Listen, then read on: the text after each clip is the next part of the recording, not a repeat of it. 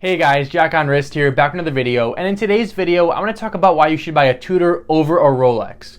I know a lot of people see Tudor as the younger brother to Rolex, but that isn't really the case. There are a lot of reasons why you should buy Tudor, especially over a Rolex, and in today's video, that's exactly what I want to talk about. So starting off with reason number one why you should buy a Tudor over a Rolex is because of the availability of Rolex models.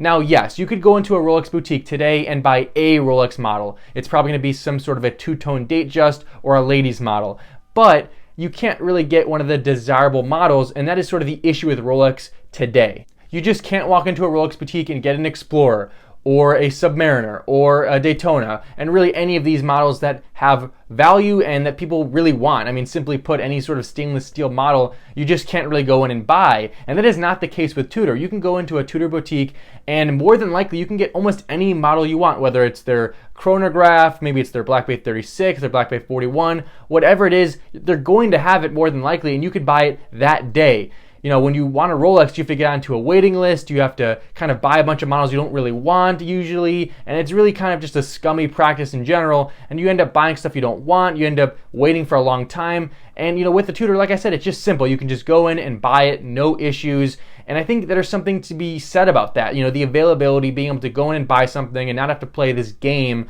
you know, buying stuff you don't want and all that shenanigans. You can just go in and buy it, and I think that's an awesome reason to buy a Tudor over a Rolex. The second reason to buy a Tudor over a Rolex is the price. Now this point is pretty straightforward.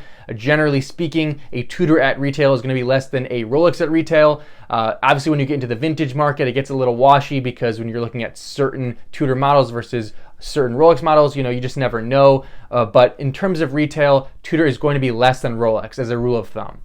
A great way to look at it is something like the Black Bay 36, pretty much the Rolex Explorer equivalent from the Tudor brand. That Rolex Explorer is going to be thousands and thousands of dollars more than that Black Bay 36 as a reference. And honestly, you're getting pretty similar quality, which brings me to my next point, which is it has comparable quality.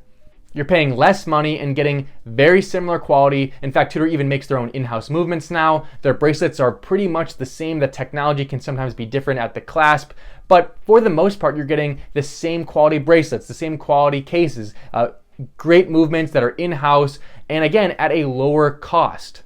I've personally owned and held in my own hands a modern Rolex, and I've felt many modern Tudors, and the quality is very similar in terms of the bracelet quality, the case quality, the finishing.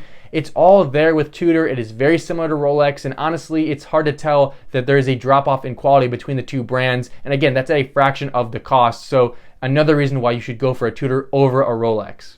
And the last reason to buy a Tudor over a Rolex is due to the style of Tudor. In my personal opinion, Tudor takes more chances on their style of their watches than Rolex does.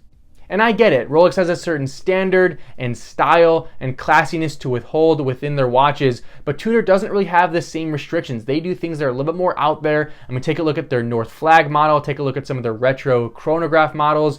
I mean, it's really cool the things they do with the colors and the style, and you just don't get that with Rolex. And obviously they do have some more equivalent models to Rolex. I mean, I mentioned earlier in the video the Black Bay 36, you know, sort of compared to the Rolex Explorer. I mean, if you want something that is almost Rolex but just a little different, you know, you can get that with Tudor. But if you want something that is Rolex quality but completely different in terms of style, you can get that with Tudor as well, and I think that's really, really cool.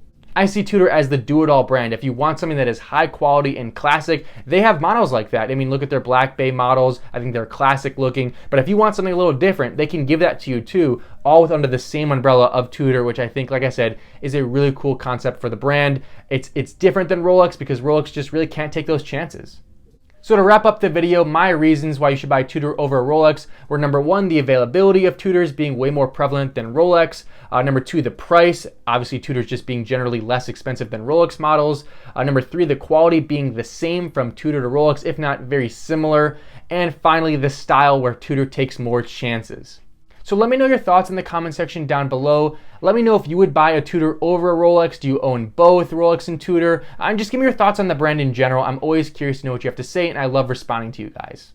So with that being said, thank you so much for watching. If you enjoyed, please like and subscribe, and I'll catch you guys in the next one.